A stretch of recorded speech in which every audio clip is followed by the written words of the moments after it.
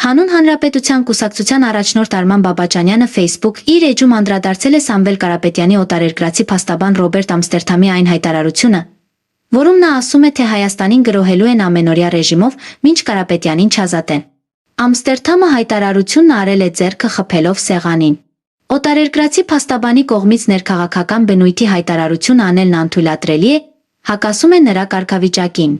Նա գտնվում է Հայաստանում իրավական, ոչ թե քաղաքական գործառույթ իրականացնելու նպատակով։ Նման վարքագիծը խախտում է մասնագիտական էթիկան, պետության ինքնիշխանությունը։ Արձագանքը պետք է լինի իրավական փաստաբանների պալատը կարգապահական վարույթի, իսկ ԱԳՆ ու միգրացիոն մարմինները մուտքի արգելքի կամ արտաքսման գործընթացի նախաձեռնմամբ։